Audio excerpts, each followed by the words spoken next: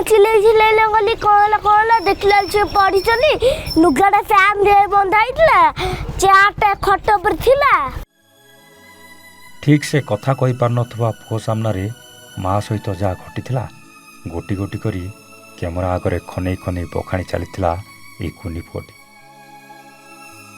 बापा और जेजेमा मिसी केमिति कुनी पुओटी सामने माँ को मारी पंखारे टंगई देथिले सबू कहूला। बाबा और जेजेमा मो माँ को मिलू हेले कारण कौन जानिबा आगरू कुनी पुओटी आगरे छटपट ही सबुदिन आखि बुझी देथिला ता माँ। हेले कौन थिला कारण कहीं निज बापा ये कुनी पुओटी को माँ छुंड कर देथिला। पूरा घटना जानिया आसंतु आरंभ करवा आज कहानी। हेलो हाय नमस्कार स्टोरी विथ प्रतापर आउ एक हृदयस्पर्शी कहानी को आपण को स्वागत। 7 वर्ष तले कटक महांगा अंचल सुभद्रा बाहाबेदी वैदिक रीतिनीति 7 जन्म पर साथी होगा कथा दे चाउलियागंज अंचल मणिनाथ को हाथ धरी। सुभद्रा देखा खूब सुंदर थिले, सबकिछि ठीक ठाक चली संसार गाड़ी बेस हस खुशी चली। ठीक वर्षे पर 2 जनकर पुओटे जन्म है। पुओ को पाई अनेक खुशी थिले परिवार लोके। सुभद्रा और मणिनाथ द्वितीय पिला जन्म करने को प्लानिंग कले। आउ एथर मणिनाथ को पुणी गोटे पुओ दरकार थिला। आउ ए पुओ निज पाई नुहे बरं मणिनाथ को भौणी को दरकार थिला।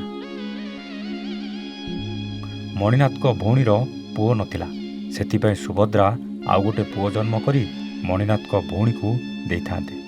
किंतु सुभद्रा पुओ बदल रे जन्म देथिले गोटे सुंदरी शिशु कन्या। एउठु आरंभ हैला सुभद्रा उपरे निर्यातना उपर निर्यातना। झील को पोषा बापा घर लक्षे टंका आने को कहते मणिनाथ को परिवार लोके। किंतु सुभद्रा जेते मना करुला ताकू सेते निर्यातना दिया जाउतला। शेष रे पुओ सामने माँ को मारी पंखारे टांगी देले बापा आउ जेजेमा। किछि बुझी पारु नथिबा कौन शिशुपुत्रटी खनै खनै बखाणी थिला माँ उपरे होउतबा अत्याचार आउ केमिति ता माँ को मारी दियागला। छी ये बापा ना राक्षस। दुईटा छुआ पाखरु निज माँ को छड़े नहीं अनाथ करदेला।